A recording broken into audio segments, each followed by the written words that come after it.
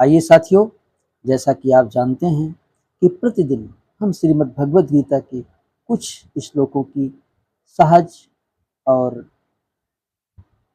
सरल व्याख्या की कोशिश करते हैं। तो उसी क्रम में आइए आज पुनः प्रथम श्लोक के 13वें, 14वें तथा 15वें श्लोक की व्याख्या करने का प्रयास करते हैं। ओम नमो भगवते वासुदेवाय। ततः शंखश्च भैरश्च पड़वानक गोमुखाः सहसै सभ्या हन्यन्त सशब्दस्तु मूलो भवत। यानी तत्पश्चात शंख, नगाड़े, बिगुल, तुरही तथा सींग सहसा एक साथ बज उठे। वह समवेत स्वर अत्यंत कोलाहलपूर्ण था। ततः श्वेतैरुक्ते महति सन्दने स्थितौ माधवः पांडवश्चैव दिव्यौ शंखौ प्रदम्नुतः। दूसरी ओर से श्वेत घोड़ों द्वारा खींचे जाने वाले विशाल रथ पर आसीन कृष्ण तथा अर्जुन ने अपने अपने दिव्य शंख बजाए। यानी तात्पर्य यह है कि भीष्मदेव द्वारा बजाए गए शंख की तुलना में कृष्ण तथा अर्जुन के शंखों को दिव्य कहा गया है। दिव्य शंखों के नाद से यह सूचित हो रहा था कि दूसरे पक्ष की विजय की कोई आशा न थी, क्योंकि कृष्ण पांडवों के पक्ष में थे। जयस्तु पांडुपुत्राणाम येषां पक्षे जनार्दन। यानी जय सदा पांडु के पुत्रों जैसों की होती है, क्योंकि भगवान कृष्ण उनके साथ हैं और जहां जहां भगवान विद्यमान है वहीं वहीं लक्ष्मी भी रहती हैं, क्योंकि वे अपने पति के बिना नहीं रह सकती। अतः जैसा कि विष्णु या भगवान कृष्ण के शंख द्वारा उत्पन्न दिव्य ध्वनि से सूचित हो रहा था, विजय तथा श्री यानी लक्ष्मी दोनों ही अर्जुन की प्रतीक्षा कर रही थी।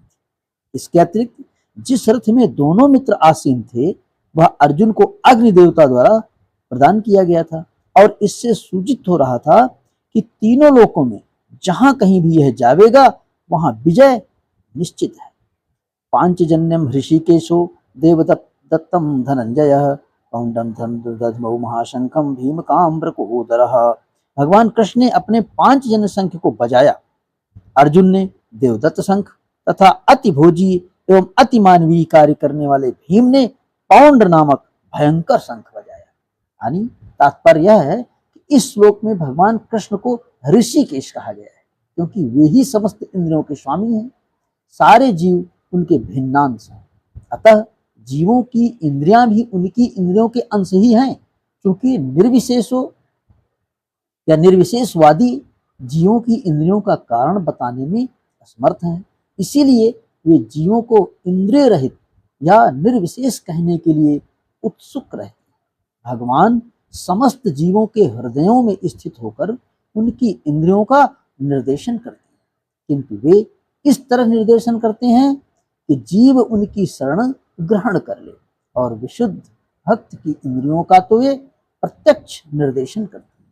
यहाँ कुरुक्षेत्र की युद्ध भूमि में भगवान कृष्ण अर्जुन की दिव्य इंद्रियों का निर्देशन करते हैं, इसीलिए उनको ऋषिकेश कहा गया है।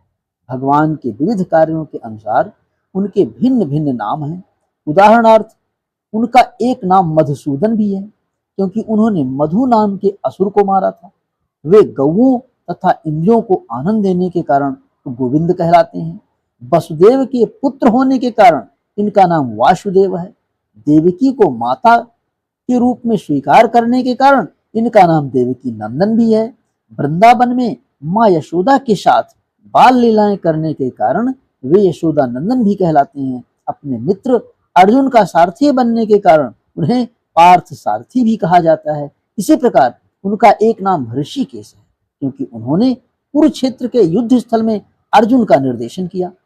इस श्लोक में अर्जुन को धनंजय कहा गया है, क्योंकि जब इनके बड़े भाई को विभिन्न यज्ञ संपन्न करने के लिए धन की आवश्यकता हुई तो उसे प्राप्त करने में इन्होंने सहायता की थी। इसी प्रकार भीम ब्रकोदर कहलाते हैं, क्योंकि जैसे वे अधिक खाते हैं उसी प्रकार अति मानवीय कार्य करने वाले हैं, जैसे हिडिंबासुर का वध। अतः पांडवों के पक्ष में श्री कृष्ण इत्यादि विभिन्न व्यक्तियों द्वारा विशेष प्रकार के शंखों का बजाया जाना युद्ध करने वाले सैनिकों के लिए अत्यंत प्रेरणास्पद था। विपक्ष में ऐसा कुछ न था, न तो परम निदेशक भगवान कृष्ण थे और न ही भाग्य की देवी श्री अर्थात लक्ष्मी थी। अतः युद्ध में उनकी पराजय पूर्व निश्चित थी। शंखों की ध्वनि मानो यही संदेश दे रही थी। जय जय जय श्री कृष्णा। भाइयों, आपने इस व्याख्या को बड़े ही ध्यान पूर्वक सुना, उसके लिए बहुत बहुत साधुवाद। धन्यवाद।